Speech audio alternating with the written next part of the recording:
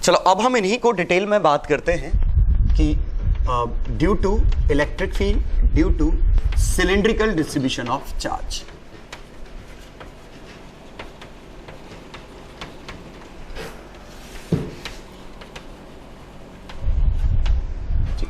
तो देखिए सबसे पहले हम शेल लेते हैं, सिलिंड्रिकल शेल।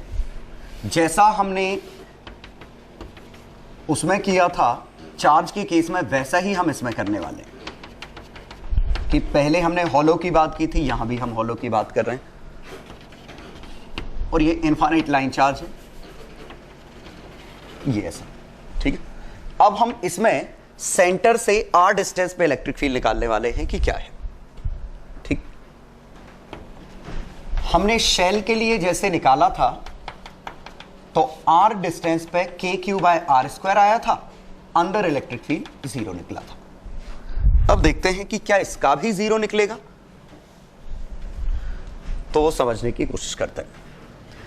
एग्जैक्टली सेंटर पे तो 0 है, बिकॉज ऑफ सिमेट्री कट जाएगा, क्योंकि ढेर सारे लाइन चार्ज हैं, सभी का सेंटर पे तो कट जाएगा, सेंटर के बगल में भी कटेगा, पता नहीं। तो हम क्या कर रहे हैं अब इसमें कि मान लो सेंटर से स्मॉल r डिस्टेंस पे मुझे निकालना था, तो मैंने क्या किया, r डिस्टेंस पे दोनों तरफ से r पे ऐसी गॉसियन सरफेस ले ली, ठीक। अब मुझे पता नहीं कटेगा कि नहीं कटेगा, तो मैं ये कह सकता हूं कि मान लो कटा या नहीं कटा, यहां पे अगर E आया तो इस पूरे में बिकॉज ऑफ सिमेट्री E आएगा, और यहां E आया तो पूरे में बिकॉज ऑफ सिमेट्री E आएगा, क्योंकि दोनों तरफ लाइन चार्ज इंफिनिटी पे है। तो अगर स्मॉल r पे E है तो इधर भी स्मॉल r पे E है, थ्रू आउट आंसर E है। और इस गॉसियन सरफेस के लिए, फॉर दिस सरफेस के लिए फ्लक्स E.ds आता, Q इनसाइड बाय एप्सिलॉन। अब जरा इस सरफेस के लिए देखिए, तो अगर मैं इस गॉसियन सरफेस की लेंथ L मानूं तो E की वैल्यू कॉमन ले सकता हूं। क्यों? क्योंकि इस सरफेस और इस सरफेस पे तो आंसर आना नहीं है, पैरेलल है इलेक्ट्रिक फील्ड के। कर्व्ड सरफेस पे आंसर आएगा, और वो आंसर E × 2πrl आएगा, और इसके अंदर चार्ज कितना है, 0। तो इलेक्ट्रिक फील्ड कितना आया, 0। मीन्स इस केस में भी r लेस देन r पे आंसर 0 आया। मतलब यहां भी सिर्फ सेंटर पे नहीं, किसी और पॉइंट पे भी इलेक्ट्रिक फील्ड सबका कैंसल आउट हो गया, ठीक है। जस्टिफाई करना थोड़ा मुश्किल है, लेकिन कोशिश कर रहा हूं, आपको हो सकता है समझ में आए। मैं यहां से देखता तो ये मुझे क्या दिखता, यहां से देखता तो ये सर्कल दिखता, ऐसा सर्कल जिसपे ये पॉइंट चार्ज ऐसे है। अब मान लीजिए मुझे इस पॉइंट पर प्रूव करना होता कि इलेक्ट्रिक फील्ड कट गया होगा, ये रिंग नहीं है, सिलेंडर है हमारी तरफ। तो मैं इस पॉइंट पे करने के लिए मैं क्या कर रहा हूं कि यहां से ऐसा और ऐसा, जैसा मैंने शेल में प्रूव किया था, ये लिया होता। तो अब ये डिस्टेंस r आता r1, ये डिस्टेंस आता r2। ये अगर d थीटा है तो ये लेंथ r1 d थीटा, ये लेंथ r2 d थीटा आती। अब अगर मुझे निकालना होता कि इसकी वजह से इस पे इलेक्ट्रिक फील्ड क्या है, तो इसकी वजह से इस पे इलेक्ट्रिक फील्ड किस पे डिपेंड करेगा, किस पे डिपेंड करेगा, 1/r पे। क्यों? क्योंकि आखिरकार ये लाइन चार्ज है। तो इसकी वजह से इलेक्ट्रिक फील्ड इस पॉइंट पे हम लिखते तो कितना आता, इसकी वजह से λ/2πε0 r1। इस लाइन चार्ज का आंसर इस पे ये आता। अब लैम्डा की वैल्यू कितनी है, और लैम्डा की वैल्यू कितनी है, तो sigma into r1 d theta.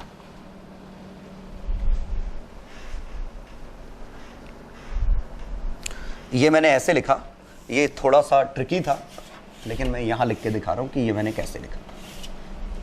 ये मेरा लाइन चार्ज है, इसकी वजह से मैं इस पॉइंट पे आंसर निकाल लूं। मुझे आंसर चाहिए लैम्डा, लेकिन मेरे पास सिग्मा है, तो किसी भी लेंथ का चार्ज हम सिग्मा और लैम्डा के टर्म में निकाल लेते हैं। तो सिग्मा इंटू इस लेंथ का, लेंथ इंटू ये वाली लेंथ, सोचो इस लेंथ में ये मल्टीप्लाई करो, कितना r1 d थीटा, और लैम्डा इंटू एल, एल से एल कट गया, लैम्डा की value sigma r1 d theta. तो ये जो आंसर आया lambda by 2 pi epsilon naught r1, यह आया sigma into r1 d theta upon 2 pi epsilon naught r1। और जरा देखिए आंसर तो r1 और r1 कट गए, और r1 और r1 कट गए तो जो यहां भी r2 और r2 कट जाएंगे, तो जो आंसर इस लाइन चार्ज का आएगा ठीक वही आंसर इस लाइन चार्ज का आएगा। ये दोनों पेयर आपस में एक दूसरे को काट देंगे, और ऐसे ही इनफाइनाइट पेयर बनते, ये दो पेयर काट देंगे, ये दो पेयर काट देंगे, ऐसे ये दो पेयर काट देंगे, हर आमने सामने वाला पेयर एक दूसरे को काट देगा। तो ना भी समझ में आया हो तो लोड मत लेना, ये तो समझ में आ गया कि इलेक्ट्रिक फील्ड यहां जीरो होगा गॉस लॉ से। चलो, तो इलेक्ट्रिक फील्ड हमें अंदर पता चला कि जीरो है। अब बाहर और देख लेते हैं क्या है, और बाहर पता करने के लिए फिर से हमें गॉसियन सरफेस नई बनानी पड़ेगी। ये हमारी लाइन चार्ज थी दोनों तरफ इंफिनिटी, और गॉसियन सरफेस जैसे मुझे इस सेंटर से r डिस्टेंस पे आंसर चाहिए, तो अगर इसका E है तो बिकॉज ऑफ सिमेट्री इसका भी E है, बिकॉज ऑफ सिमेट्री इसका भी E है, और यहां से r डिस्टेंस पे भी सबका E है, और ऐसे सभी r डिस्टेंस के लोकस ऐसे लूं तो ये एक ऐसी गॉसियन सरफेस बना लेते हैं। अब इस गॉसियन सरफेस पे जब हम फ्लक्स की बात करेंगे तो जो फ्लक्स आएगा वो कर्व्ड सरफेस एरिया से आएगा, टॉप और बॉटम से तो आएगा नहीं।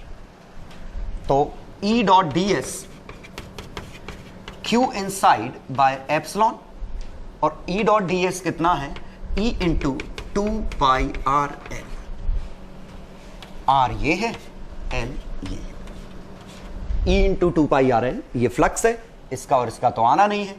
Q inside is lambda, sorry Q inside इसके अंदर चार्ज कितना है, तो ये हिस्से का चार्ज इसके अंदर है, तो सिग्मा इंटू एरिया, और इस हिस्से का एरिया 2 पाई capital R L। Capital R कौन सा है, ये, तो इस हिस्से का चार्ज कौन सा है, इस हिस्से में चार्ज क्या है, सिग्मा इंटू 2 पाई कैपिटल R इंटू L, इस हिस्से का बाय एप्सिलॉन।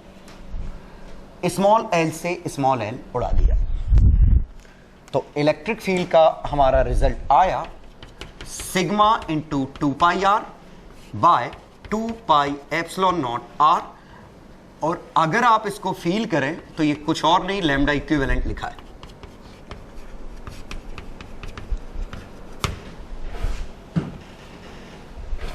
और लैम्डा इक्विवेलेंट कैसे है ये भी मैं जस्टिफाई कर देता हूं कि अगर मैंने इसका लैम्डा माना होता तो लेंथ l पे चार्ज डेंसिटी अगर लैम्डा मानते तो चार्ज कितना आता, लैम्डा l, लेकिन है तो सिग्मा, तो सिग्मा में ये एरिया मल्टीप्लाई करना पड़ेगा, एरिया कितना है 2 पाई r l। तो इस पार्ट का चार्ज दो तरीके से निकाल के बराबर कर दिया, लैम्डा l और सिग्मा a, तो आपस में रिलेशन मिल गया। और अब जरा ये रिलेशन देखिए क्या है कि ये ऐसा है कि इस पूरे चार्ज को एक सिंगल लाइन चार्ज मान लेते जो एक्सिस पे रखी है, वही तो आंसर है कि इस पूरे को एक्सिस पे रखा हुआ एक सिंगल चार्ज मान लो, वही हमारा आंसर है। तो इसमें भी बड़ा इंटरेस्टिंग केस बना, बिल्कुल वही जो पॉइंट चार्ज के लिए बना था।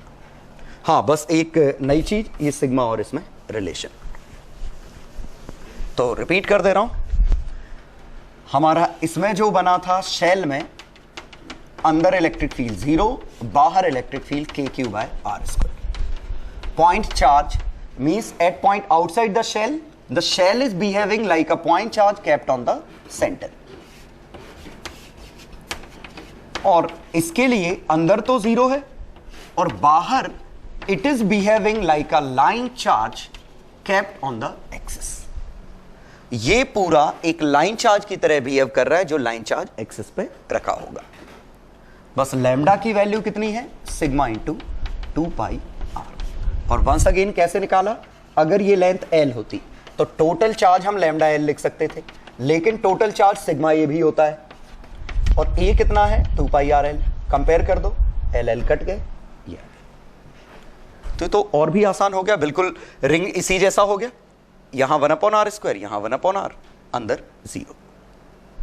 ठीक, तो बाहर के कैलकुलेशन के लिए इसको हमने लाइन चार्ज मान लिया। तो ये हमने शेल के लिए देखा, सिलिंड्रिकल शेल के लिए। अब ड्यू टू सॉलिड सिलेंडर,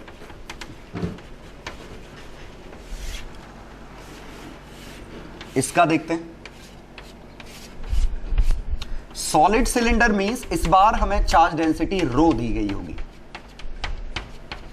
तो इंसुलेटेड चार्जेस हैं और चार्ज डेंसिटी इसकी रो दे रखी है, रेडियस आर है। अब हम पुराना वाला पहले याद करेंगे।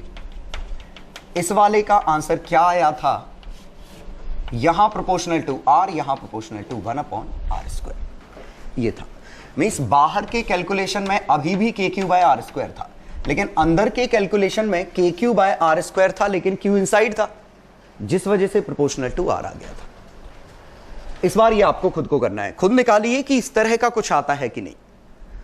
ठीक है, मतलब अंदर जब आप निकालोगे तो अंदर गॉसियन सरफेस बनाओगे, एक बाहर बनाओगे, r less than r, r more than r, graph बनाना है और दोनों के एक्सप्रेशन निकालने हैं और चेक करना है कि क्या बाहर हम इसको लाइन चार्ज मान सकते हैं, और मान सकते हैं तो उस लाइन चार्ज का लैम्डा कितना होगा। ट्राई करिए, फिर वापस आइए। चलो तो देखते हैं, पहले हम r लेस देन r का आंसर निकालते हैं।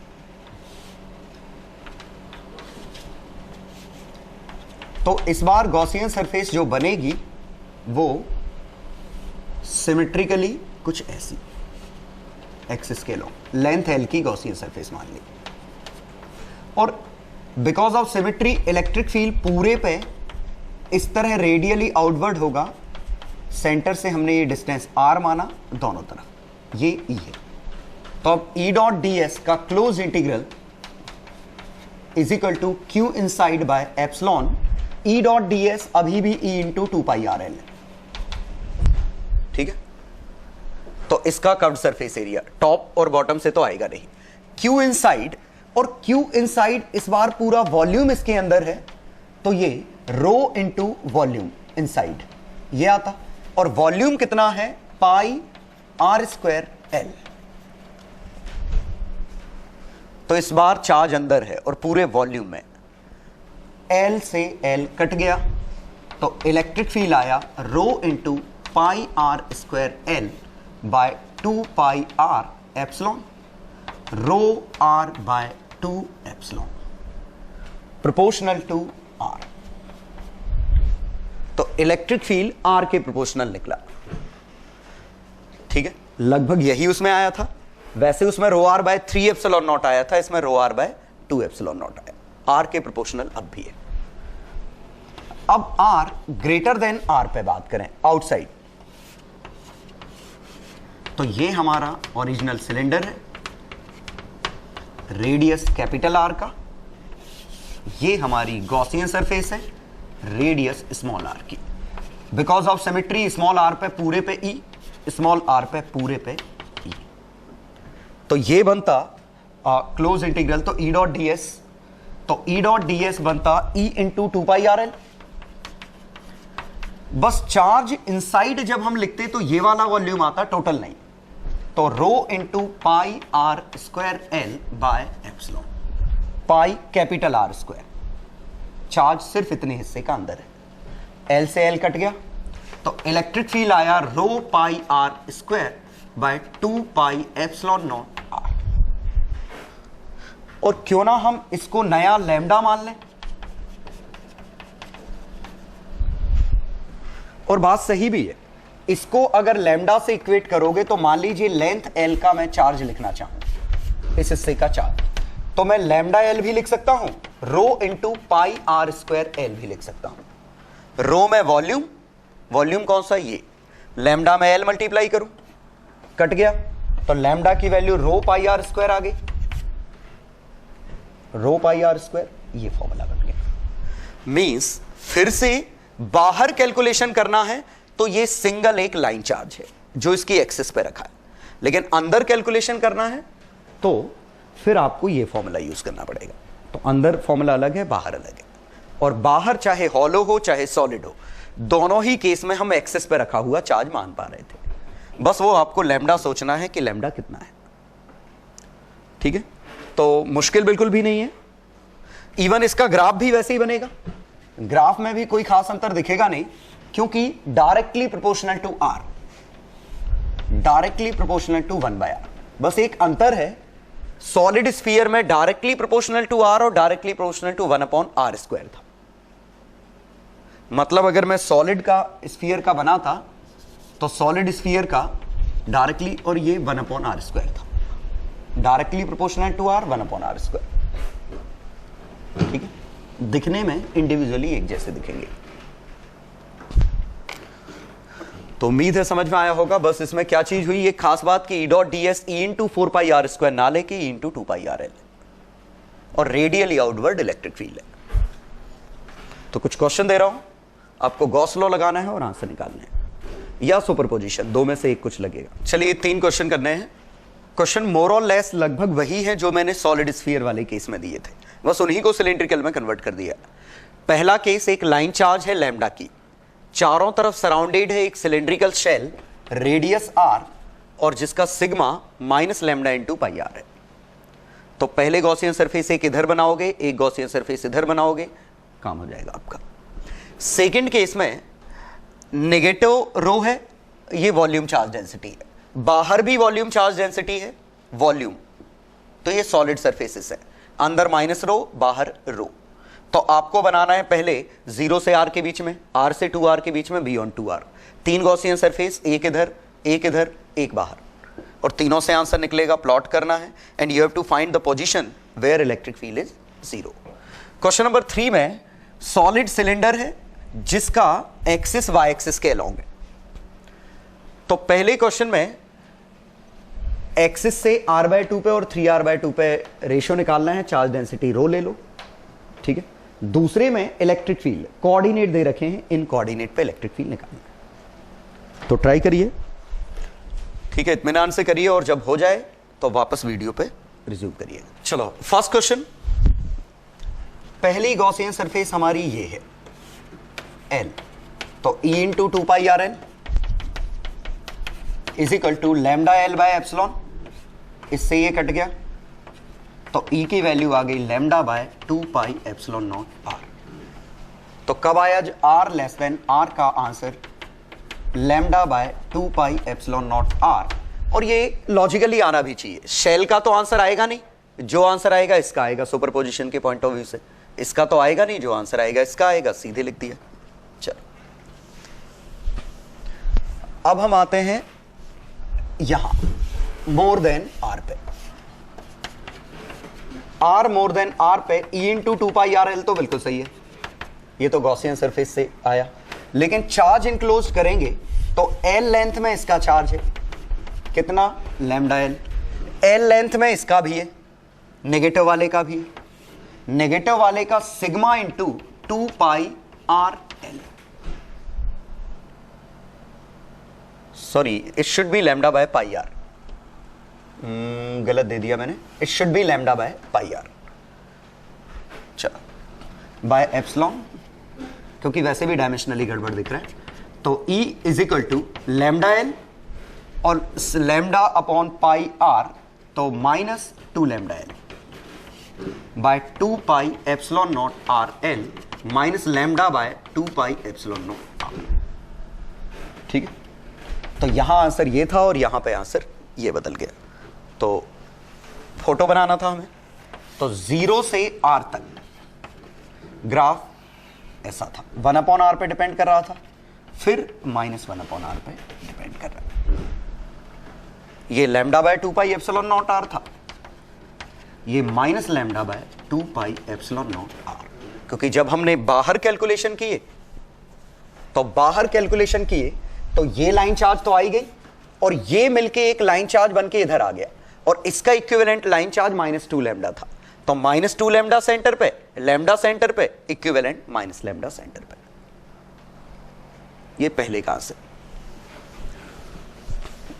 चलो दूसरे क्वेश्चन में, पहली गॉसियन सरफेस हमारी ये है, सेंटर से r डिस्टेंस पे, तो E into 2 pi r l is equal to charge enclosed, negative charge density है, pi r square l rho into volume by epsilon, ये कट गया, इलेक्ट्रिक फील्ड आया minus rho r by 2 epsilon, कब r less than r. अब r से 2r के बीच में electric field निकालें, तो अब हमारी गॉसियन सरफेस दूसरी बनेगी, ये सबसे इंटरेस्टिंग वाली गॉसियन सरफेस है आर। अब इस गॉसियन सरफेस के अंदर नेगेटिव भी है पॉजिटिव भी है, तो E into 2 pi r L तो अब भी बनेगा इज इक्वल टू, इतने में माइनस रो है, कितने में, कैपिटल आर में, तो rho into pi r square l minus rho है, लेकिन प्लस रो भी भरा है इसमें, तो rho into pi r square minus r square l, बचा हुआ ये वॉल्यूम जिसमें प्लस चार्ज बाय एप्सिलॉन। तो इलेक्ट्रिक फील्ड आया, it will be rho r square minus 2r square, l तो कट गया, पाई कट गया, बाय 2r। ठीक है, एल हर जगह का कैंसल आउट कर दिया, पाई हर जगह का कैंसल आउट कर दिया, ये हमारा आंसर है। ये आंसर इसके बीच में। अब r ग्रेटर देन 2r पे आंसर देखते हैं। लास्ट गॉसियन सरफेस, और अब गॉसियन सरफेस हमारी ऐसी होती तो इस सरफेस के अंदर इतने पार्ट में प्लस है, इतने पार्ट में इसमें माइनस है, तो यहां पे E into 2 pi r l is equal to minus rho into pi r square l plus rho into बचा हुआ, और बचा हुआ कितना है, पाई इंटू 2r का whole square minus r square, pi into 2r का whole square minus r square by epsilon. तो 4r square minus r square 2r square, तो E आ गया rho r square by pi तो कट गया, epsilon R, पाई दोनों जगह cancel out हो गया, 2 से 2 कैंसल आउट हो गया, ये आंसर आया। ठीक है, और वैसे ये डायरेक्ट था 1/r के प्रोपोर्शनल आना चाहिए था। आप डायरेक्ट भी लिख सकते थे इसको lambda by 2 pi epsilon naught r, लेकिन लैम्डा की वैल्यू कितनी लिखते, जब ये चार्ज सेंटर पे जाता तो इसका equivalent lambda rho pi r square, ये चार्ज सेंटर पे जाता है एक्सिस पे, तो इसका equivalent lambda rho pi 3r square.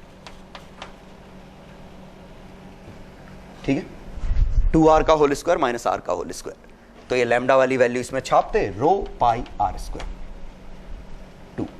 2 से 2 कटता, देखो यही आंसर आ जाता। अब हमें इसका फोटो बनाना है, r 2r, 0 से r के बीच में तो r के प्रोपोर्शनल है लेकिन नेगेटिव, और वैल्यू कितनी ली इसने, रो r बाय 2 एप्सिलॉन, यहां तक। अब ये फंक्शन आया तो r की वैल्यू छापो कैपिटल R पे ये value minus rho r by 2 epsilon naught, ही वही है, कंटिन्यूअस है, 2r छापो, 2r तो 4r square minus 2r square rho r by epsilon by epsilon, ये बना। और इसके बाद इसमें r की वैल्यू 2r छापिए, 2 एप्सिलॉन नॉट, वही हाइट है।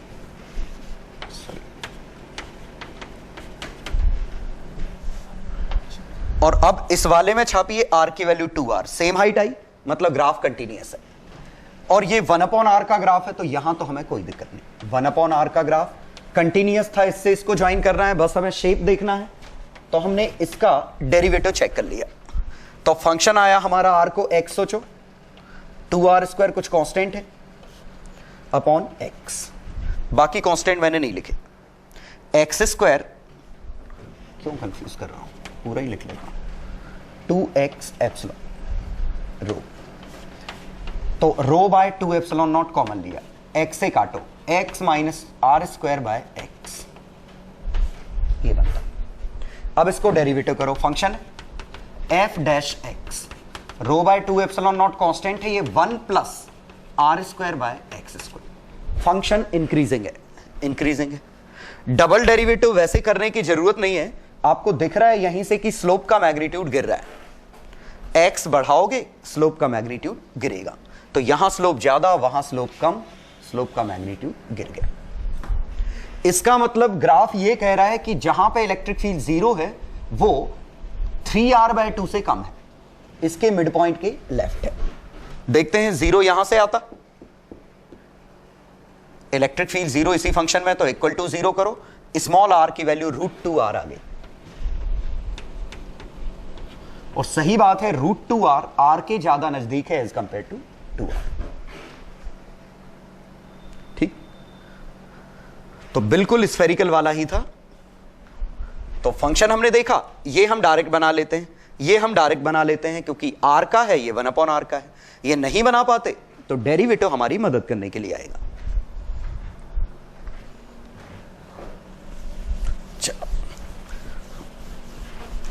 Next question. तो पहले में तो कोई दिक्कत नहीं है, r लेस देन r पे हमारा फॉर्मूला बना था ρr/2 एप्सिलॉन। तो r की वैल्यू कितनी है, r/2, तो ρr/4 epsilon naught. r greater than r पे हमारा इलेक्ट्रिक फील्ड आया था λ/2 पाई एप्सिलॉन नॉट r, और लैम्डा की value rho into pi r square. r की वैल्यू हमें 3r/2 छापनी है, तो rho into pi r square by 2 pi epsilon naught 3r/2। 2 से 2 कटा, पाई से पाई कटा, ρr/3 एप्सिलॉन। तो रेशो आ गया 1/4, रेशो 1/3। ये आंसर है। तो सिंपली पहले ही क्वेश्चन में तो हमें फॉर्मूला लगाना था, अंदर क्या है बाहर क्या है। हाँ, बाहर का एक्सप्रेशन तो आपको नहीं रटना पड़ा, बस लैम्डा की वैल्यू छापनी पड़ी। अंदर का एक्सप्रेशन मोर और लेस आपको याद करना पड़ेगा। हालांकि मैं इसको ऐसे सोच सकता हूं, lambda inside bye 2 pi epsilon naught r। Electric field का फॉर्मूला ये आएगा कॉन्सेंट्रिक केसेस में, और लैम्डा इनसाइड की वैल्यू कितनी है इस बार, rho into pi small r square है। सोचो, r लेस देन r पे, और r मोर देन r पे लैम्डा इनसाइड की value rho into pi capital R। आगे दोनों, r लेस देन r पे लैम्डा की value rho pi r square, r more than r पे लैम्डा की value rho pi capital R square. ठीक वही जैसे मैंने ये सॉलिड का याद रखने का तरीका बताया था कि k q inside by r square लिख लो, r ग्रेटर देन r पे वो के क्यू बाय आर स्क्वायर बन जाएगा, लेकिन r लेस देन r पे के q, q inside q r cube by r cube बनेगा वॉल्यूम के रेशो। वैसे ही हमने यहां देखा कि यहां पे rho into pi r square बनेगा, rho into pi capital r square. तो शायद आपको ये समझ में आ गया होगा बाहर और अंदर कैसे निकालना था। ठीक, और फॉर्मूला कैसे याद रखेंगे। और भूल जाओ तो गॉसियन सरफेस बना के फॉर्मूला निकालना हमेशा एक ऑप्शन है, कि बिल्कुल ये क्वेश्चन ये मत सोचिए कि आपको रटने ही हैं फॉर्मूले। गॉसियन सरफेस बनाओ, आधा मिनट ज्यादा लगेगा, लेकिन आंसर सेफ है, रटना नहीं है कुछ। और रटना हो तो इस तरीके से रटिए। ठीक है, कि हमने क्या किया कि अगर इस पॉइंट पे निकालना था तो इस पूरे की वजह से जो आंसर आएगा उसको एक्सेस पे मान लो, बाहर वालों का तो आंसर आएगा नहीं, इसीलिए हम लैम्डा इनसाइड ले रहे हैं और ये फॉर्मूला। लेकिन सेकंड क्वेश्चन में पहले तो हम समझेंगे हमें निकालने की जरूरत है भी कि नहीं है। ये था, ये हमारी y एक्सिस था। पहले केस में 0,r,0 the point is itself lying on y axis. 0,r,0 y axis पे लाई कर रहा है, और पूरी एक्सिस पे तो आंसर 0, क्योंकि हमारा यही तो बना ग्राफ, एक्सिस पे आंसर 0 है। लेकिन अब अगले दो पॉइंट में आंसर निकालने के लिए हमें पता होना चाहिए ये पॉइंट अंदर है कि पॉइंट बाहर है। लेकिन ध्यान दीजिए, इसका डिस्टेंस ओरिजिन से नहीं निकालना है। आर वेक्टर अब हमारी ये है, ओरिजिन ये है, आर वेक्टर ये नहीं है, आर वेक्टर वाई एक्सिस से डिस्टेंस है। और अब जरा ये समझिए कि वाई एक्सिस से किसी का डिस्टेंस x, y, z का वाई एक्सिस से डिस्टेंस, ये x square plus z square का अंडर रूट है। ये फील आया? मान लो नहीं भी आया हो तो ऐसे समझिए, ये हाइट तो पक्का y है, मैं यहां से देखूं, यहां से देखता तो मुझे z ये दिखता, x ये दिखता, y डॉट दिखता, और ये पॉइंट हमारा x, z कोऑर्डिनेट पे दिखता, ये x होता, ये z होता, पॉइंट हमारा x, z दिखता। और पूरा ऐसे स्ट्रेच कर दो तो x, y, z बन जाएगा।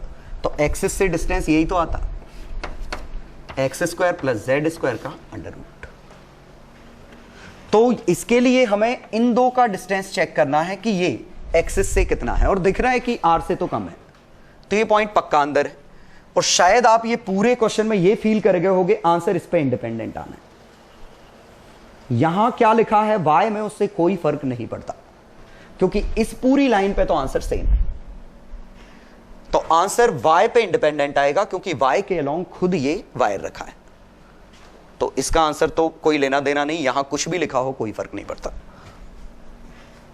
क्योंकि हमारा वायर y एक्सिस के अलोंग था। चलो अब ये मैं वापस मिटा देता हूं, तो ये कोई फर्क ही नहीं पड़ रहा है, तो यहां कुछ भी लिखा हो, लो question mark question mark question mark, जरूरत नहीं है। चलो r/2 r/4, तो r/2 r/4 ये दोनों ही पॉइंट इसके अंदर है। अंदर है मतलब ये कुछ ऐसा, ये पॉइंट अंदर है, तो r लेस देन r पे रो r/2 एप्सिलॉन नॉट। लेकिन एक छोटी सी दिक्कत है, ये हमारा स्केलर फॉर्मूला है, वेक्टर फॉर्मूले में वेक्टर लगाते, और बड़ी अच्छी बात है यूनिट वेक्टर लगता, और ये तो सीधे rho r vector by 2 epsilon naught बन गया। अगर r पे वेक्टर लगाते तो rho r vector by 2 epsilon naught, लेकिन r वेक्टर पोजीशन वेक्टर नहीं है, r vector with respect to axis है। और बड़ी अच्छी बात है, यहां हमें r वेक्टर पता है, r/2 i cap plus r/4 k cap, j cap का कोई रोल नहीं है। तो समझिए स्टैंडर्ड r वेक्टर हमारा ये होता है ओरिजिन के रिस्पेक्ट में, ये x था, ये y था, ये z था, लेकिन हमें r वेक्टर ये चाहिए, तो इस r वेक्टर में ये वाला कंपोनेंट गायब कर दूं। तो ये मैंने क्या समझा कि r वेक्टर कितना था, x i cap, Y J cap, z k cap, लेकिन मैं इंटरेस्टेड हूं इस वाले r वेक्टर में, तो इस r वेक्टर में ये वेक्टर घटा दूं तो ये हमारा y के कैप है, तो इस वेक्टर में ये वेक्टर घटा दूं तो क्या बना, x i plus z k, ये हमारा वेक्टर आ गया। तो एक्सिस के रिस्पेक्ट में जो r वेक्टर आएगा उसमें एक्सिस वाला कंपोनेंट मिसिंग होगा, उसके अलावा जो वेक्टर बने, क्यों मिसिंग है, क्योंकि इस कंपोनेंट में से ये कंपोनेंट घटा दो, ये बच गया। ठीक, चलो किधर थे अपन, तो इसका आंसर आ गया ये। तो इलेक्ट्रिक फील्ड की वैल्यू आ गई रो r वेक्टर बाय 2 एप्सिलॉन। मैंने पहले ये फॉर्मूला देखा, r को वेक्टर में बनाया, ये वेक्टर फॉर्म लिखा, ये आंसर आया। और लास्ट क्वेश्चन, सॉरी थर्ड, ये भी हो गया। थर्ड क्वेश्चन में पॉइंट बाहर है,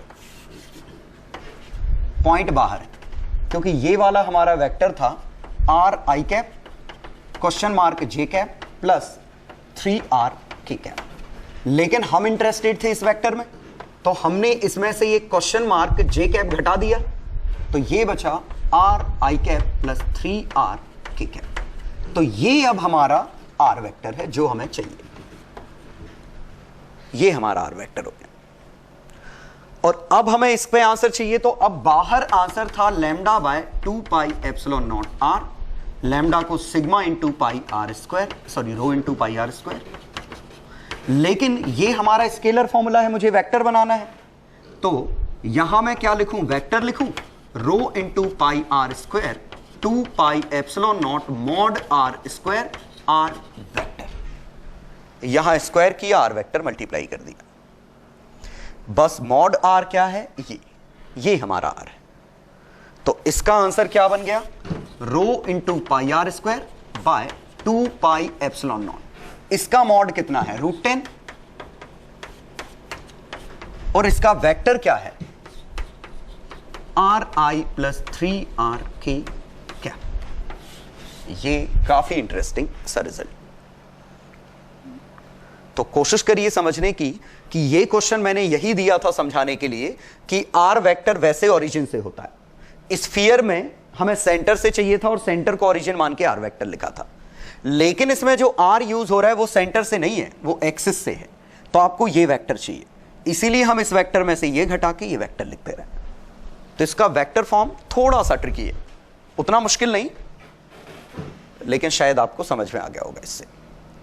चलो, तो लास्ट क्वेश्चन,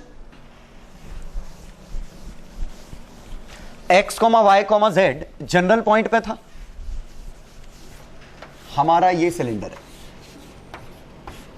तो हमारा कंक्लूजन ये आया, r लेस देन r पे रो r बाय 2 एप्सिलॉन नॉट ई था, और यही हमने वेक्टर लिखा, ये r मोर देन r पे rho into pi r square by 2 pi epsilon naught r square r vector.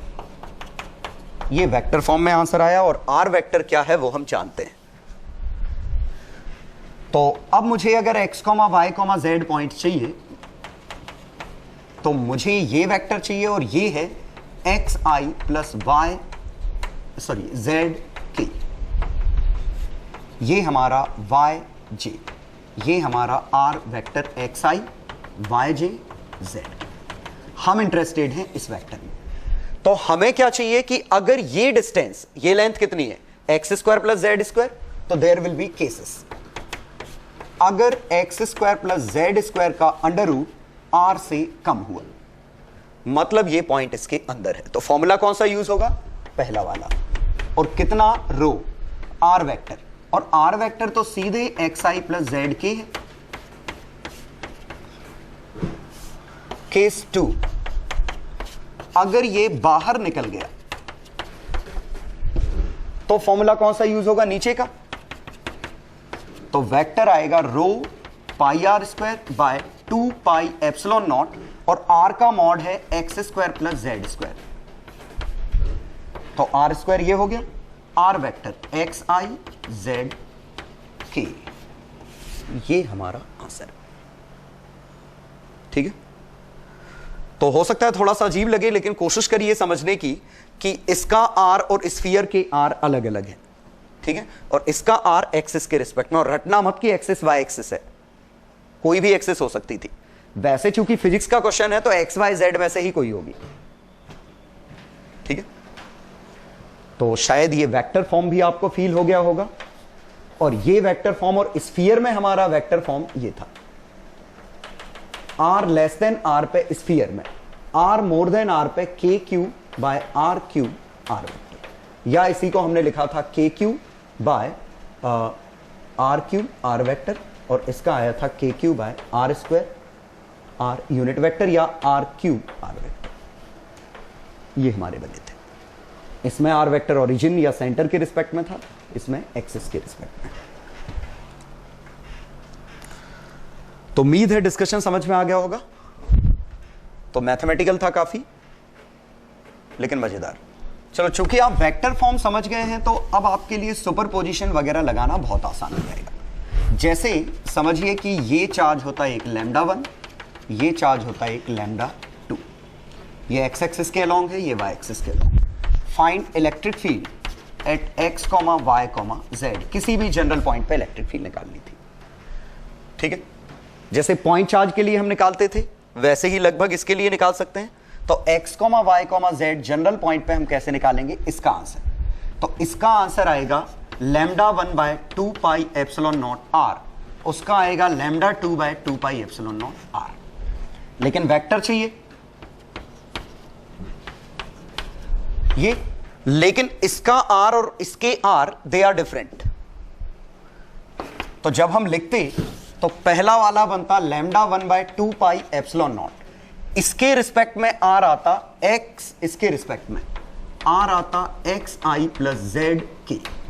तो r स्क्वायर बनता x square Z square, unit vector, sorry अब यूनिट नहीं वेक्टर लिखना है ये। और ये वाला लिखते तो लैम्डा 2/2 पाई एप्सिलॉन नॉट, और इसका r वेक्टर आता, चूंकि ये खुद x एक्सिस के अलोंग है, y j cap z k cap, y square plus z square, y i cap plus z k cap. ठीक है, और ये समझने की कोशिश करिए कि वेक्टर फॉर्म आपको डराने के लिए नहीं है, आपकी मदद करने के लिए।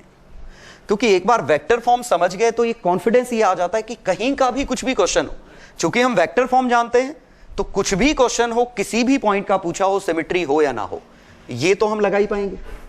मतलब हम कैसा भी क्वेश्चन सॉल्व कर पाएंगे अगर हम करेस्पॉन्डिंग वेक्टर फॉर्म जानते हैं तो। क्यों? क्योंकि ये दो नहीं जोड़ सकते थे आप, स्केलर वैल्यू नहीं जोड़ सकते, लेकिन ये वैल्यू और ये value, since both are vectors, they can be added. तो अब हम इनको ऐड कर सकते हैं। ठीक है,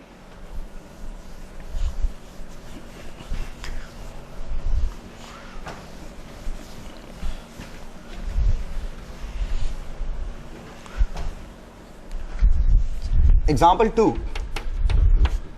अब अगर मान लीजिए हम ऐसे मान लेते हैं कि ये कुछ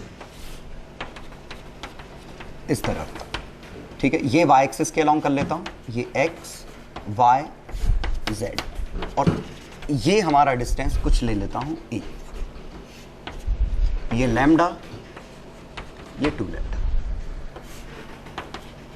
अब ये कुछ ऐसा था। अब देखिए ये क्वेश्चन गॉसियन सरफेस से तो नहीं होने वाला है, क्योंकि ये कॉन्सेंट्रिक नहीं है या सिमेट्री विमेट्री खत्म हो गई। तो अब अगर ये क्वेश्चन करना है तो आपको सुपरपोजिशन ही यूज करना होगा, इसका अलग निकालो, उसका अलग निकालो। एक्सिस का कलर बदल देता हूं,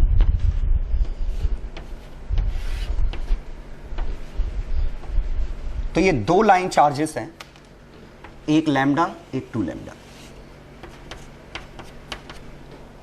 अब हमसे पूछा होता पहला, plot electric field at x, 0, 0 with x। पहला समझते हैं। पहले तो इसकी मीनिंग समझिए, x, 0, 0 का क्या मतलब है कि इस पूरी लाइन पे x एक्सिस के अलोंग जब हम मूव कर रहे हैं, x एक्सिस के अलोंग जब हम मूव कर रहे हैं, तो x के साथ इसका ग्राफ कैसा बन रहा है इलेक्ट्रिक फील्ड का। तो इसके लिए हमें शायद ही ज्यादा मेहनत करनी पड़े। क्यों? क्योंकि इसके जस्ट बगल में इलेक्ट्रिक फील्ड इंफिनिटी आएगा इधर, इसके जस्ट बगल में इंफिनिटी आएगा इधर, इसके जस्ट बगल में इंफिनिटी आएगा इधर, इसके जस्ट बगल में इंफिनिटी आएगा इधर। Very much similar two point charge, बस 1/r² टाइप का नहीं है, 1/r है। दूर जाने पे इलेक्ट्रिक फील्ड कमजोर होगा, दूर जाने पे इलेक्ट्रिक फील्ड कमजोर होगा, कुछ ऐसा नहीं। और कहीं ना कहीं एक नल पॉइंट आएगा, क्योंकि दोनों के इलेक्ट्रिक फील्ड कटेंगे, और नल पॉइंट मेरे ख्याल से कोई दिक्कत नहीं, इसके ज्यादा नजदीक होगा। हालांकि निकालना है तो ये x है, ये लेंथ a - x है, दोनों के इलेक्ट्रिक फील्ड काट दो, इसका आएगा λ/2 पाई एप्सिलॉन नॉट x इस तरफ, उसका आएगा 2 λ/2 pi epsilon naught a - x इस तरफ, काट दो। a - x is equal to 2x, x is equal to a/3। या इनवर्स लॉ फॉलो कर रहे हैं, इनवर्स स्क्वायर लॉ नहीं, 1/, वाला। तो लैम्डा का रेशो 1:2, तो डिस्टेंस का रेशो 1:2 कर दो। ये x है तो ये 2x कर दूं तो आंसर कट जाएंगे, तो ये x लो, ये 2x ले लो, 3x की वैल्यू a हो गई, आंसर a/3 आ गया। तो जैसे भी सोचिए, तो ये हमें न्यूट्रल पॉइंट, ये तो इसके बाद ये फील्ड कुछ ऐसी बनेगी, ये हमारा नल पॉइंट आ गया। हमें ग्राफ बनाना है तो ग्राफ तो बिल्कुल आसान है, मैं दाएं तरफ को पॉजिटिव ले लेता हूं, तो इस तरफ इंफिनिटी, इस तरफ माइनस इंफिनिटी, इस तरफ इंफिनिटी, इस तरफ माइनस इंफिनिटी, जैसे हम पॉइंट चार्ज में करते थे, सॉरी। और ये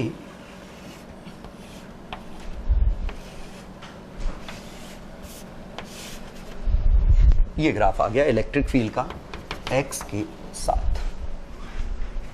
कैसे बनाया? जैसे हम फील्ड लाइन बना लेते थे और फील्ड लाइन से अंदाज लगा के ग्राफ बनाते थे। पॉइंट चार्ज, अगर ये मोर और लेस, ये क्वेश्चन और ये क्वेश्चन सेम है, ये क्वेश्चन और ये क्वेश्चन बिल्कुल सेम है, बस अंतर क्या है कि यहां पॉइंट चार्जेस होते तो 1/r² टाइप का होता, ठीक है, एक अंतर यह आता।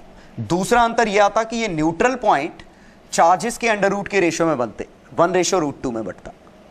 लेकिन दिखने में कौन सा आप ये कैलकुलेट करके देख रहे हो कि 1/√2 है कि 1/2 है, या कौन सा आपको नेकेड आई से पता चल रहा है कि 1/r है कि नहीं? तो लाइन चार्जेस के ग्राफ पॉइंट चार्जेस की तरह ही बनेंगे, ठीक है, बस एक्सप्रेशन थोड़े डिफरेंट हो सकते हैं, लेकिन वो फिगर बनाने में ज्यादा समझ में आएगा नहीं। चलो, तो पहली चीज तो हमने देखी कि ग्राफ अगर बनाने हैं तो पॉइंट चार्ज ट्रीट करके उनको लगभग बना लो, ऑलमोस्ट ग्राफ सही आएंगे। लेकिन न्यूट्रल पॉइंट वगैरह निकालना है तो हमें प्रॉपर सॉल्व करना पड़ेगा। चलो, अब हम दूसरा देखते हैं कि अगर मुझे इलेक्ट्रिक फील्ड निकालना होता कहीं पे, तो क्यों ना मैं सीधे जनरल पॉइंट पे ही निकाल लेता हूं। x, y, z कहीं भी 3 डायमेंशनल पॉइंट ये। पहली बात समझने वाली कि ये इस पे डिपेंड नहीं करेगा, क्योंकि ये खुद ही y एक्सिस के अलोंग है। रट मत लेना कि y पे डिपेंड नहीं करता, फिर से इत्तेफाक ये है कि मैंने y एक्सिस के अलोंग ही बनाया। तो अब मुझे ये y एक्सिस, तो y पे तो डिपेंड करेगा नहीं, जो आंसर आएगा x और z का आएगा, ठीक है। तो या तो आप जैसे मैंने अभी वेक्टर फॉर्म बनाया था, वेक्टर फॉर्म में वैल्यू छाप दो, या आप क्या करो, ये बेहतर तरीका है कि आप यहां से जरा इसको देखो। यहां से देखते तो ये पॉइंट चार्ज दिखता, ये पॉइंट चार्ज दिखता, ये हमारा x दिखता, ये हमारा z दिखता।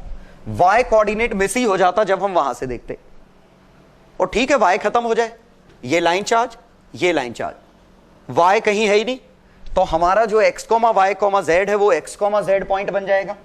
तो वो मैं बना देता हूं x, z, ठीक है, और ये लैम्डा, ये 2 लैम्डा। अब मुझे इस पॉइंट पे इसकी वजह से निकालना है, तो अब ये बड़ी अच्छी बात है कि अपने आप r वेक्टर बन गया इसका। तो इसका r1 वेक्टर आ गया xi प्लस zk, और यहां से इसका r2 वेक्टर आ गया। अब देखिए इसका कोऑर्डिनेट खुद a, 0 है, x कोऑर्डिनेट इसका a है, z कोऑर्डिनेट 0 है, y तो लिख ही नहीं रहे, तो इसका r वेक्टर आ गया x minus a i cap z k cap. तो अब मैं दोनों का वेक्टर फॉर्म निकाल के इसका आंसर निकाल दूं। तो इसका वेक्टर फॉर्म, तो इसके लिए फॉर्मूला हमारा बाहर क्या आया था, lambda by 2 pi epsilon naught r square r vector. और अपने आप जब हम टॉप व्यू देख रहे हैं तो अपने आप वो r वेक्टर सही हो गया है, एक्सिस के रिस्पेक्ट में आ गया, क्योंकि y मिस हो गया। तो E net E1 lambda 1 by 2 pi epsilon naught r1 x square plus z square x i cap z k cap, पहले का आंसर। दूसरे का lambda 2 by 2 pi epsilon naught x minus a का whole square plus z square into x minus a i cap plus z k cap. और अब वाकई में ये दोनों वेक्टर हैं, ऐड कर सकते हैं, यही हमारा आंसर है, ठीक है। तो वेक्टर फील्ड अपने आप में एक स्ट्रेंथ है हमारे लिए, ये वेक्टर बनाना हमारे लिए बहुत ही अच्छी चीज है कि हमें कुछ सोचना नहीं पड़ा, सिमेट्री विमेट्री है कि नहीं है, कुछ भी, हम सीधे आंसर निकाल पा रहे हैं। और रियलिटी ये है कि जो मैं आपको सिमुलेशन में फील्ड लाइंस दिखाता हूं, वो फील्ड लाइन में वेक्टर फील्ड की मदद से ही बनाता हूं। मतलब सभी का करेस्पॉन्डिंग वेक्टर लिखता हूं पॉइंट पे और उस पर एक एरो बना देता हूं और सभी एरो को कंटिन्यूअसली जोड़ देता हूं। तो वो भी स्ट्रेट फॉरवर्ड यही थे, और अगर आपको ये नहीं आता तो आप वो सिमुलेशन ही क्रिएट नहीं कर सकते थे, ठीक।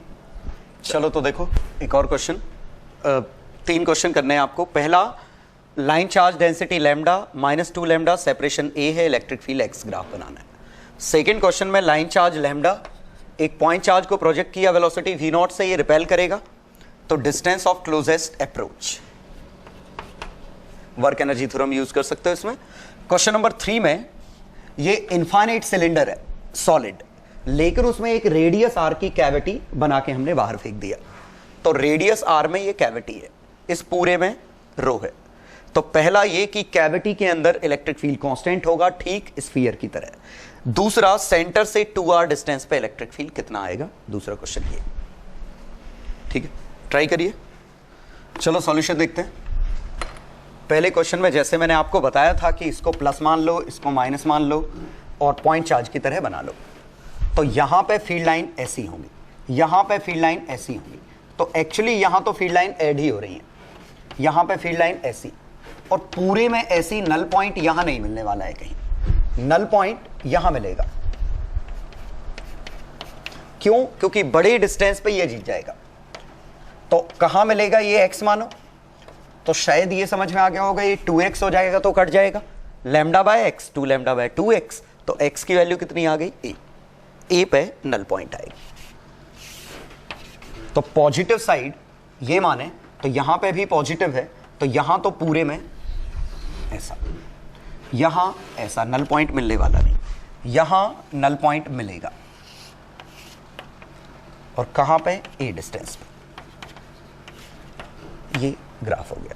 अब आपको ये अगर निकालना है कि मान लो ये पॉइंट क्या है, तो ये पॉइंट हम कैसे निकालेंगे। मान लो हमें निकालना होता कि ये क्या है, तो मान लेते ये x डिस्टेंस पे आता, तो यहां से x पे हम इलेक्ट्रिक फील्ड का एक्सप्रेशन लिखते, यहां से x पे। तो इसका आता, इसका आता, तो इसका आता k2 lambda by a plus x, इसका इधर, इसका कितना आता k लैम्डा बाय एक्स इधर। ये हमारा इलेक्ट्रिक फील्ड का एक्सप्रेशन बनता है। ये पॉइंट कहां है, जहां डेरिवेटिव 0 है। इस फंक्शन को डेरिवेट करो, तो 2 बाय a प्लस एक्स का whole square minus 1 by x square equal to 0। दरअसल ये माइनस a प्लस, तो यहां ये आया a plus x by x equal to √2। तो x is equal to a upon √2 minus 1। ये a अपॉन √2 माइनस 1 पे मैक्सिमा होगा। अगर निकालना होता तो, वैसे पूछा नहीं था मैंने। चलो क्वेश्चन 2 में ये लगातार रिपेल करेगा, मतलब इस पे धक्का लग रहा है। तो जब ये किसी डिस्टेंस x पे था, इसके पास वेलोसिटी v थी, ये इस पे एक फोर्स लग रहा है कितना, q। e इसका इलेक्ट्रिक फील्ड, तो q इंटू इसका electric field lambda by 2 pi epsilon not x, इसका इलेक्ट्रिक फील्ड इसका। तो ये फोर्स है, तो इसका एक्सीलरेशन होता फोर्स बाय मास ये, और रियलिटी कहें तो ये रिटार्डेशन है। तो v dv by dx equal to minus q lambda by 2 pi epsilon naught m x। तो dx इधर ले जाओ, v dv इधर छोड़ दो, v dv का इंटीग्रेशन v नॉट से 0 minus q lambda upon 2 pi epsilon naught m 1 upon x dx r not से r min। ठीक है, ये बनता। तो चेंज इन काइनेटिक एनर्जी, तो यहां पे ये लॉस इन काइनेटिक एनर्जी कितना आया, ये work done by electric field कितना आया, q lambda by 2 pi epsilon naught m log of r by r नॉट। प्लस माइनस अपने हिसाब से मैनेज करते रहना, ये बना। तो इसका इंटीग्रेशन करने पे लॉग बनता, तो इसने जितना वर्क किया उसका मैग्नीट्यूड हाफ mv² के लॉस के बराबर। लेकिन शायद हमें वो निकालना है क्या, r की वैल्यू। तो ये r नॉट बड़ा है, r min छोटा। तो ये इधर जाता, mv² तो मैं ले चुका हूं, तो ये इधर जाता, 2 से 2 कटता, तो ये pi epsilon naught mv² by q लैम्डा log e to the power r naught by r min। तो r min is equal to r naught e to the power minus pi epsilon naught mv² by q lambda. ये हमारा r min आ जाता। ठीक है, work energy theorem है, work done by electrostatic field, तो QE dx का integration is equal to loss in kinetic energy. ये r min से आर मैक्स आर नॉट, सीधे ये कर दिया हमने। चलो थर्ड क्वेश्चन और भी इंटरेस्टिंग। तो हमें ये तो पता है कि इसको हम सुपरपोजिशन से सॉल्व करते कि ये एक मानते प्लस ये एक मानते, ये पूरे में पॉजिटिव भर दो, डेंसिटी रो, इसमें नेगेटिव भर दो माइनस रो। ये रेडियस r/2 है, ये रेडियस r है, कोऑर्डिनेट एक्सिस ये वाली, और यहां कोऑर्डिनेट एक्सिस यहां पे। अब हमें निकालना है किसी भी पॉइंट पे इनसाइड कैविटी। तो अच्छी बात है, मान लो इस पॉइंट पे निकालना है तो ये पॉइंट इधर है, ये पॉइंट इधर है, ठीक। तो इसकी एक्सिस ये है, इसकी एक्सिस ये है। तो हम क्या कर रहे हैं, टॉप व्यू देख रहे हैं, सो दैट ये y का लोचा खत्म हो जाए। तो टॉप व्यू देखते तो इसका सेंटर आता C1, पॉइंट आता हमारा यहां पे, और यही हमारा r वेक्टर बन जाता। तो इसका आंसर आता ρ/2ε0 C1p वेक्टर, यही फॉर्मूला था हमारा।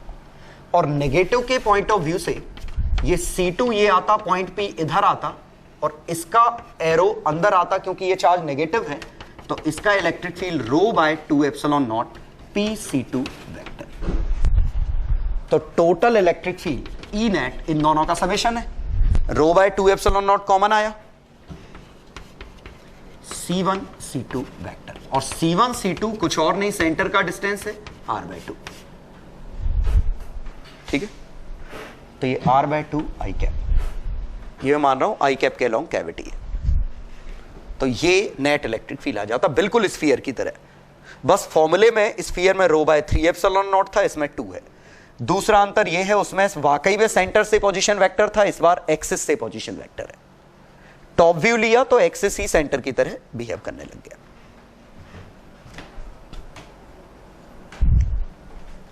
चलो लास्ट क्या था, electric field at 2r। Last question के लिए 2r हमें यहां से 2r ये निकालना था।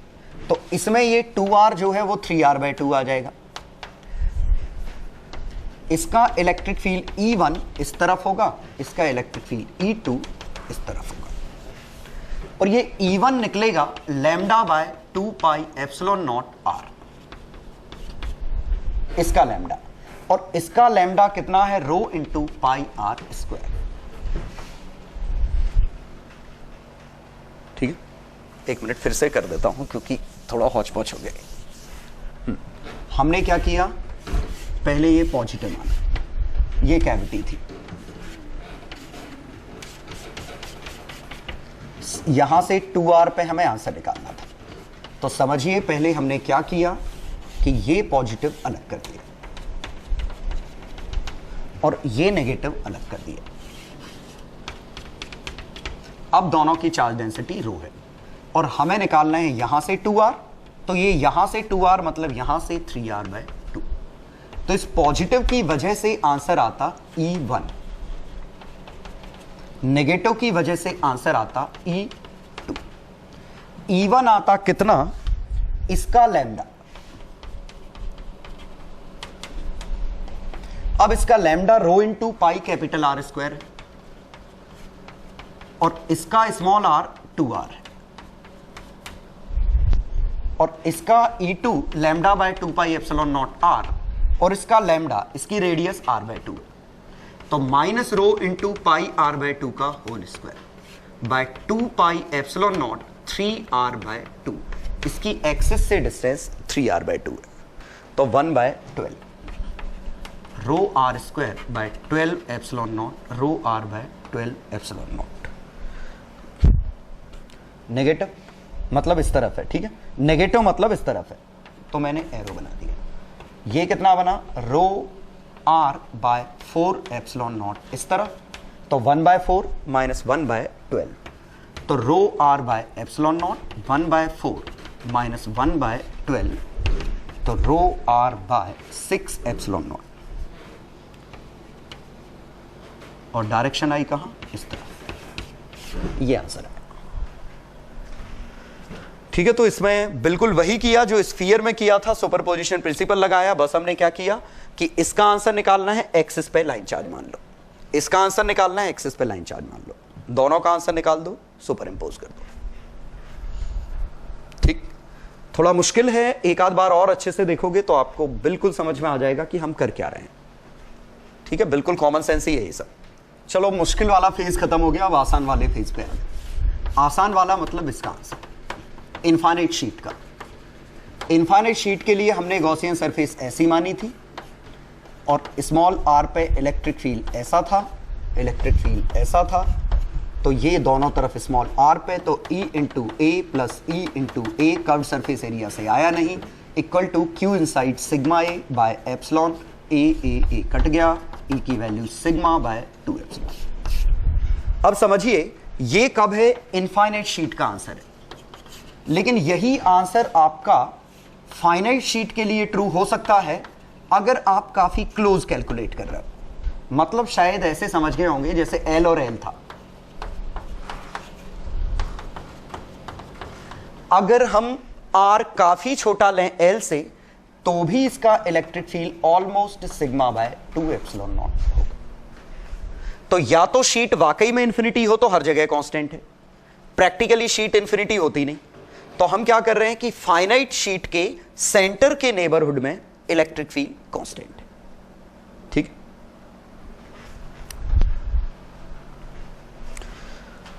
और हां, बड़े डिस्टेंस पे जैसे यहां से L पे, ये हमसे नहीं निकलेगा, बहुत ही गंदे होते हैं ये, डबल इंटीग्रेशन से आंसर आते हैं। तो फाइनाइट शीट का किसी फाइनाइट डिस्टेंस पे कभी नहीं पूछा जाएगा, फाइनाइट शीट का स्मॉल डिस्टेंस पे पूछा जा सकता है और वो हम निकाल सकते हैं, वो ये है। मतलब हम बात करेंगे कि शीट लिखूंगा मतलब अंडरस्टूड है वो इनफाइनाइट शीट है, या मैं जिस पॉइंट पे पूछ रहा हूं वो पॉइंट काफी क्लोज है सेंटर के, तो आपको फॉर्मूला यही यूज करना है। ठीक है, लेकिन इलेक्ट्रिक फील्ड का formula sigma by 2 epsilon not आया, अगर मैं वेक्टर फॉर्म में लिखना चाहूं तो भी महासड़ा, बिल्कुल सिंपल सा है। क्यों? क्योंकि इसका n वेक्टर इधर है, इस प्लेन का नॉर्मल वेक्टर इधर है, तो इस तरफ ये वेक्टर, इस तरफ ये वेक्टर, तो इलेक्ट्रिक फील्ड आया ऐसा। अब इतना बनाया है तो हम ग्राफ भी बना ही लेते हैं, तो ग्राफ कैसा आएगा इसका, सोचो, सिग्मा बाय 2 एप्सिलॉन नॉट इधर, सिग्मा बाय 2 एप्सिलॉन नॉट इधर, ये हमारी एक्सिस है। तो यहां पे पॉजिटिव कांस्टेंट, यहां पे ये कांस्टेंट। ठीक है, चलो, तो फाइनल कंक्लूजन हमारा ये आया, पॉइंट चार्ज का ग्राफ के साथ बात कर रहा हूं, पॉइंट चार्ज का ग्राफ ऐसा था, 1/r²। लाइन चार्ज का ग्राफ दिखने में ऐसे ही 1/r। शीट का ग्राफ ऐसा ऐसा, डायरेक्शन तो दोनों बदल रहे हैं, यहां प्लस यहां माइनस, माइनस मतलब इधर था अब इधर है, इधर था इधर है, इधर था इधर है, लेकिन वेरिएशन 1/r², 1/r और यहां पे कांस्टेंट। ठीक, चलो, और अब चूंकि इसका आंसर कांस्टेंट आया है तो ये तो एक्सट्रीमली इजी क्वेश्चन हो गया। क्यों? क्योंकि हमसे पूछा होता जैसे 2 शीट रख दी जाए,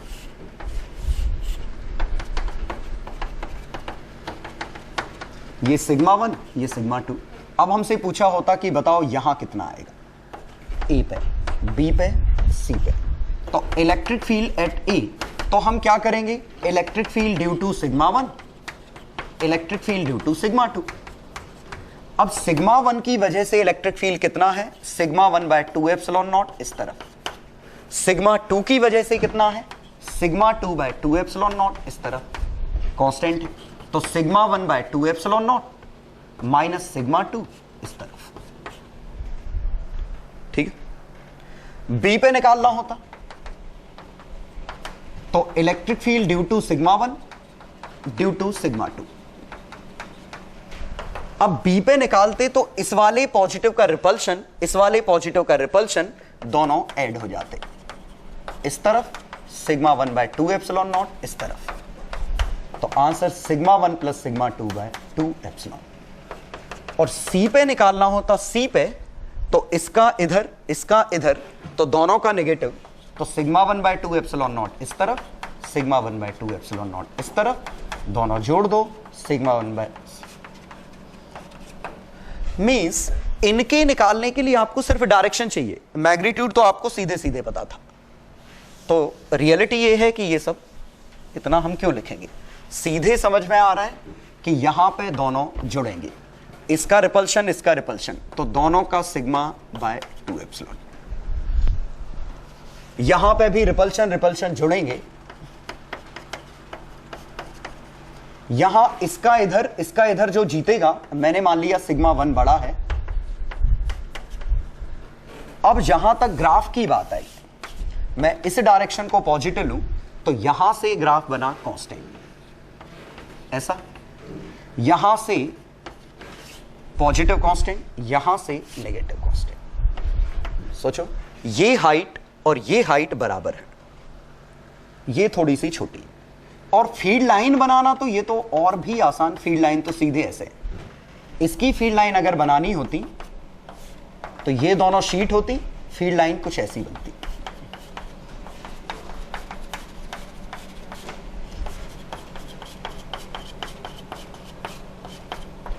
ये दोनों बिल्कुल एक जैसी फील्ड लाइन होगी, यहां थोड़ी कमजोर फील्ड लाइन होगी, इसीलिए दूर दूर है, और ये कुछ ऐसा बनेगा। ठीक है, तो इसमें तो बनाने में हमें कुछ करने नहीं पड़ेगा क्योंकि कांस्टेंट है। क्वेश्चन करिए कुछ। क्वेश्चन 1,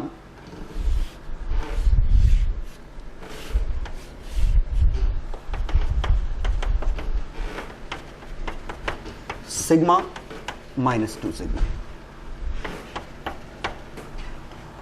इलेक्ट्रिक फील्ड आपको प्लॉट करनी है एक्स के साथ। Question 2, find electric field at distance 2 millimeter from a sheet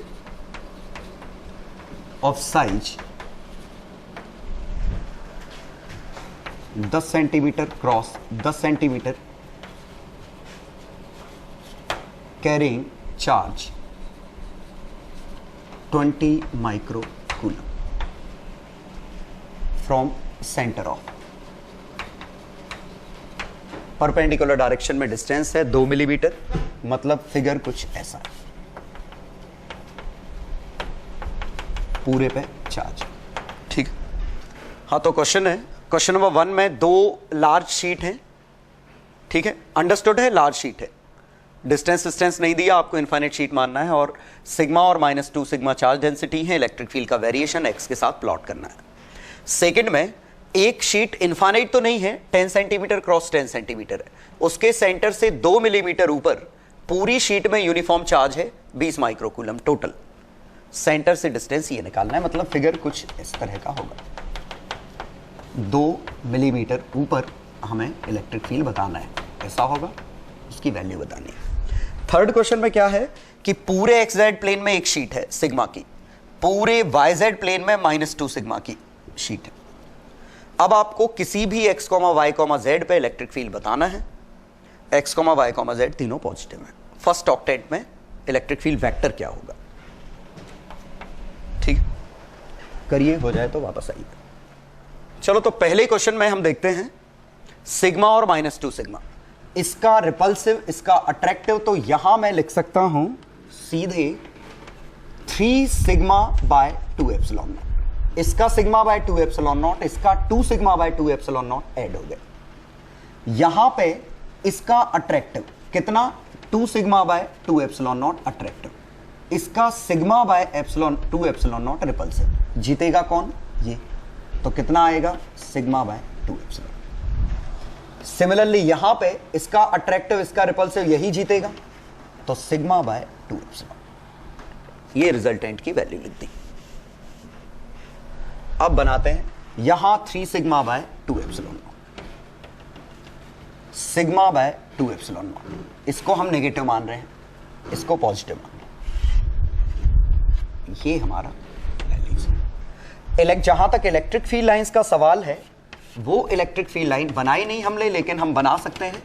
यहां से स्ट्रॉन्ग इलेक्ट्रिक फील्ड है इनके बीच में, बाहर इलेक्ट्रिक फील्ड थोड़ा कमजोर है, यहां इलेक्ट्रिक फील्ड थोड़ा कमजोर है। ये कुछ इस तरह की फील्ड लाइंस बनती है। ठीक है, कहीं भी निकालने का तरीका सीधा सही है। जैसे इसमें 2 ही शीट थी, आप कई शीट भी रखते हैं। जैसे आपने रखी ये sigma, -2 sigma, 3 sigma, minus sigma. हमसे कहा होता बताओ इस पॉइंट पे इलेक्ट्रिक फील्ड कितना आएगा ई पे, तो हम कैसे देखते, इस सिग्मा का पॉजिटिव है रिपल्सिव, तो सिग्मा बाय 2 एप्सिलॉन नॉट इस तरफ, नेगेटिव का इस पॉइंट पे attractive, magnitude 2 sigma by 2 epsilon naught attractive. ध्यान दीजिए नेगेटिव मत लगाइए, हम ऑलरेडी एरो में नेगेटिव ले रहे हैं, प्लस इस 3 सिग्मा का रिपल्सिव लेफ्ट, मतलब एरो इस वाले का राइट, इस वाले का लेफ्ट, इस वाले का लेफ्ट, इस वाले का अट्रैक्टिव राइट। तो इस वाले का आंसर आया 3 सिग्मा बाय 2 एप्सिलॉन नॉट इस तरफ। लास्ट इसका आंसर आया इस वाले का अट्रैक्टिव।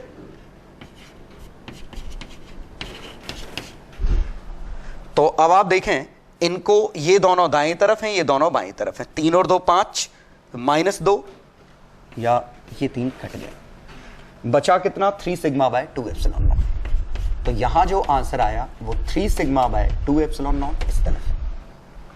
ठीक,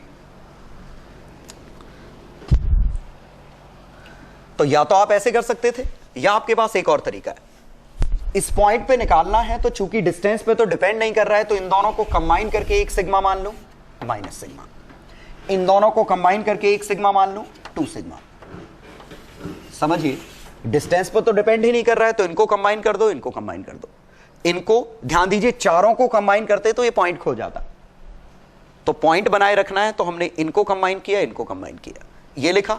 और इस पॉइंट पे इस 2 सिग्मा का इधर, माइनस सिग्मा का भी इधर, तो दोनों के जुड़ गए 3 सिग्मा बाय 2 एप्सिलॉन। क्लियर? तो इसमें बड़ी अच्छी बात है कि हम डायरेक्ट इन सिग्मा को कंबाइन ऐसे कर सकते थे। कैपेसिटर में इस तरह के क्वेश्चन आएंगे। चलो क्वेश्चन नंबर 2 में ये बस इनडायरेक्टली ये समझाने के लिए था, ये 10 सेंटीमीटर है, ये 10 सेंटीमीटर, इसके मुकाबले 2 मिलीमीटर काफी कम है, मतलब इनफाइनाइट शीट हम मान सकते हैं। तो आंसर आएगा सिग्मा बाय 2 एप्सिलॉन नॉट। लेकिन सिग्मा तो दिया नहीं, तो क्यू बाय एरिया लिख लूं। तो चार्ज कितना है इसका 20 माइक्रो कूलम, एरिया कितना है 100, लेकिन 10 पे -4 बाय 2 एप्सिलॉन। और 1 अपॉन एप्सिलॉन नॉट को 9 इंटू 10 पे 9, तो 4 पाई। ठीक है, तो 1 अपॉन एप्सिलॉन नॉट को 4 पाई इंटू 9 इंटू 10 पे 9, इस 2 से ये 2 कट गया, 10 इंटू 10 पे -6 बाय 100 इंटू 10 पे -4। कुछ कट रहा है? कुछ नहीं कट रहा है ढंग से। ये 10 पे -2 है, 10 पे -5 है, 10 पे -3 है, 36 पाई इंटू 10 पे -3, 10 पे 6 न्यूटन पर कूलम। ये आंसर है। चलो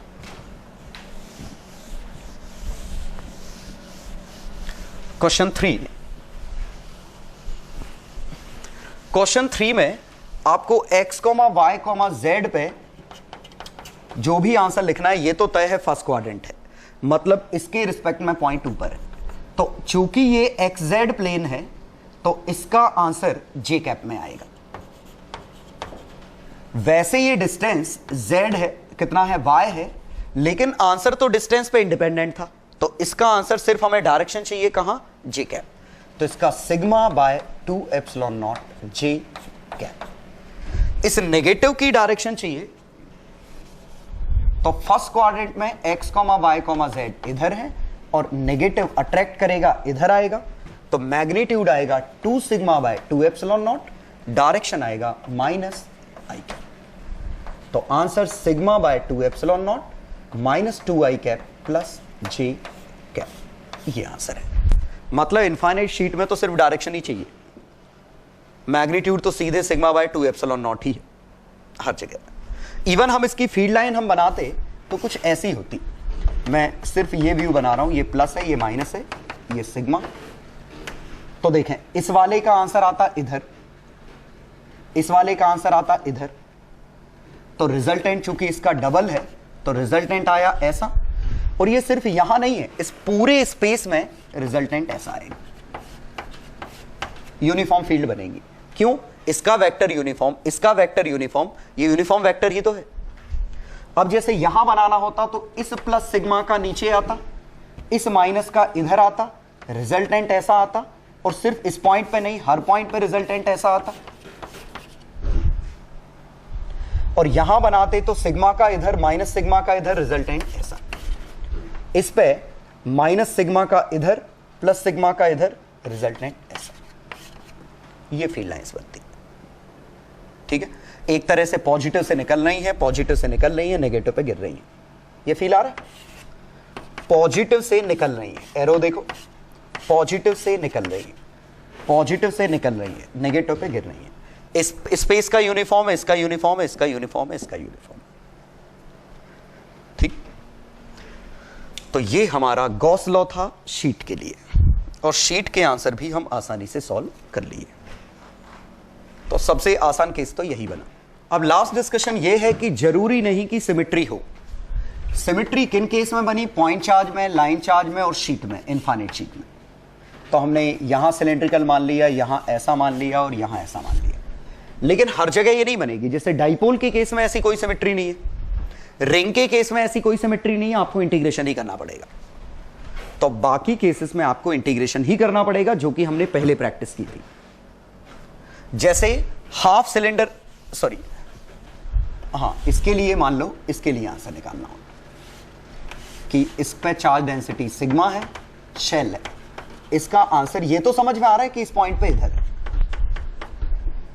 ये तो समझ में आ रहा है कि इसका आंसर इधर, लेकिन कितना, ये आप गॉसियन सरफेस से नहीं कर सकते, क्योंकि गॉसियन सरफेस आप बना भी लोगे, मान लो आपने बना ली, तो यहां आप ई कह रहे हैं, तो क्या यहां थोड़ी ना ई हम कह देंगे? तो आप e into 2 pi r, sorry 4 pi r square ही नहीं निकाल पाएंगे। ऐसे ही मान लो ये होता और यहां पूछा होता, तो समझ में तो आ रहा है कि आंसर इधर आएगा, लेकिन कितना, वो वंस अगेन पता नहीं चल रहा है। या मैं इसी में कहूं ये इनफाइनाइट शीट है, और मैं इनफाइनाइट शीट में यहां से पूछ रहा हूं, लेकिन ये एक ही डायरेक्शन में इन्फिनिटी है। जैसे यहां से सेंटर से ए डिस्टेंस पे हमें आंसर निकालना हो, ये डिस्टेंस भी ए मान लेते हैं। तो इन क्वेश्चन में गॉस लॉ कुछ नहीं कर पा रहा, और लास्ट में ले लेता हूं डिस्क। डिस्क का ए डिस्टेंस पे आंसर हमें निकालना था, डिस्क का।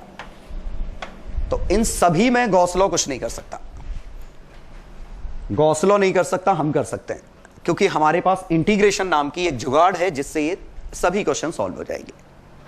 क्यों? इंटीग्रेशन में हम स्ट्रिप में तोड़ेंगे, स्ट्रिप के आंसर भर हमें पता होने चाहिए, तो इसको हम रिंग में तोड़ दें, और रिंग का हमें आंसर पता है। रिंग का आंसर क्या होता है? x डिस्टेंस पे अगर इसका चार्ज q और रेडियस r है, तो kq by r square plus x square पे 3/2 इंटू एक्स, ये होता है। और कहां? इस तरीके से। तो यहां समझ में आ रहा है, यहां भी मैं रिंग में तोड़ सकता हूं, यहां समझ में आ रहा है कि यहां मैं रिंग में तो नहीं तोड़ सकता, लेकिन यहां से कहीं से भी x ले लूं, यहां से मैंने x लिया, इस x पे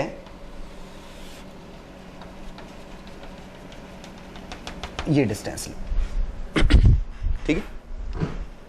ए डिस्टेंस यहां से दिया था तो मैं यहां से a/2 मान सकता हूं, क्वेश्चन में कोई चेंज नहीं होगा। ठीक है, तो ये लाइन चार्ज का आंसर इस पे लिख सकते हैं। और यहां हम क्या करते, यहां भी रिंग में तोड़ देते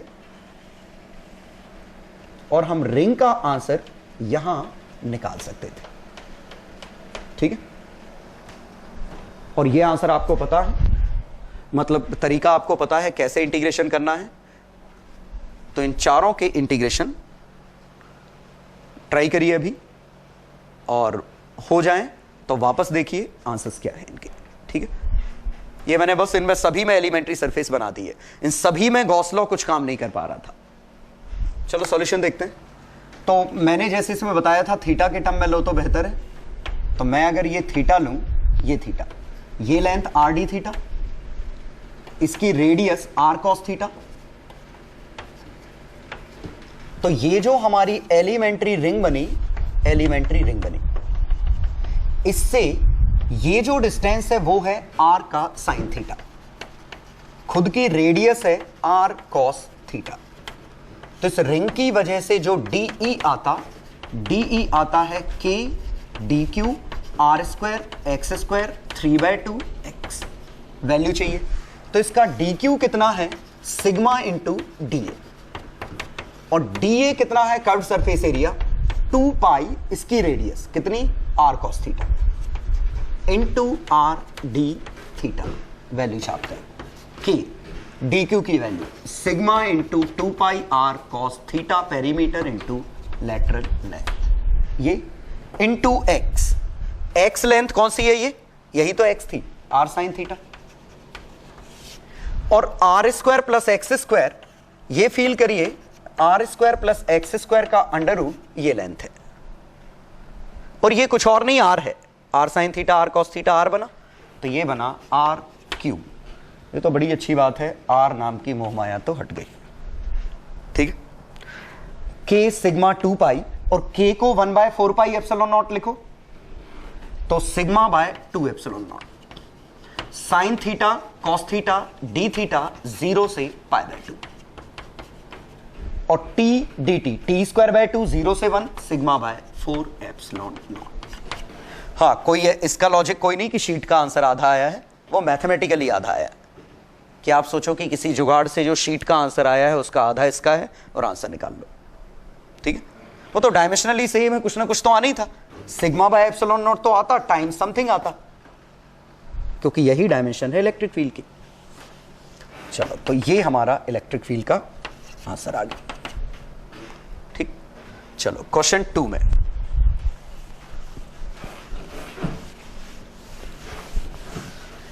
फिर से मैं क्या कर रहा हूं, क्योंकि देर सवेर थीटा में कन्वर्ट करना ही है, तो मैं वेरिएबल थीटा के टर्म में ही ले रहा हूं। आर, हालांकि बाकी वेरिएबल लिखे रहो, कोई बुराई नहीं, ये एक्स, ये डी एक्स। ठीक, तो इस रिंग की वजह से once again k d q r square plus x square पे 3/2 इंटू एक्स, ये आता डी की d q sigma d a है, सिग्मा इंटू इसका surface area 2 pi r d x, 2 pi r into lateral length into x, r square plus x square पे 3/2। अब मैं इसको थीटा में अब पुट करते, तो हम क्या करते हैं कि एक्स को आर का tan theta, d x r sec square theta d theta, और r square plus x square का under root r sec theta, तो ये r cube sec cube theta लिखा है। के सिग्मा, के को 1/4 पाई एप्सिलॉन नॉट, तो sigma by 2 epsilon naught, r d x r sec square theta d theta, x r tan theta. R cube तो dimensionally कटना ही था, sec square से sec square cut गया, एक sec theta, sine theta बचा, तो sine theta d theta, sigma by 2 epsilon naught sine theta d theta. ये हमारा डी, तो इलेक्ट्रिक फील्ड आ गया इसका इंटीग्रेशन। और थीटा की लिमिट 0 से 90 है क्योंकि इनफाइनाइट है, और 0 से π/2, ये बड़ा interesting, sigma by 2 epsilon not. फिर मत कहना कि शीट के जैसा क्यों आया, इसका लॉजिक मैथमेटिकली सेम है, शायद वो इंटीग्रेशन के एक्सप्रेशन सेम बन गए होंगे, तो कोई लॉजिकली नहीं निकाला जा सकता कि इसका आंसर शीट की तरह ही आएगा।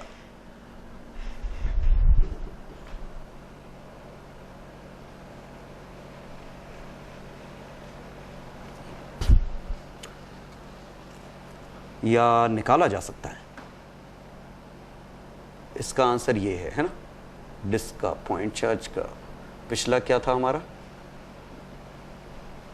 शेल का, सिग्मा बाय 4 एप्सिलॉन नॉट आया था, वेक्टर्स डिफरेंट डायरेक्शन में थे।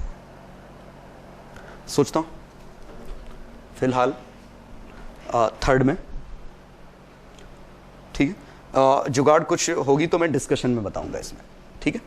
अगर हम किसी और तरीके से निकाल पा रहे होंगे, वैसे मैं कह रहा हूं कि चक्कर में मत पड़ो लॉजिक वॉजिक के, मैथमेटिकली निकालो, ठीक है। कुछ लॉजिकल होगा तो या तो मैं अभी बताता हूं थोड़ी देर सोच के, या डिस्कशन में एक्सप्लेन करूंगा।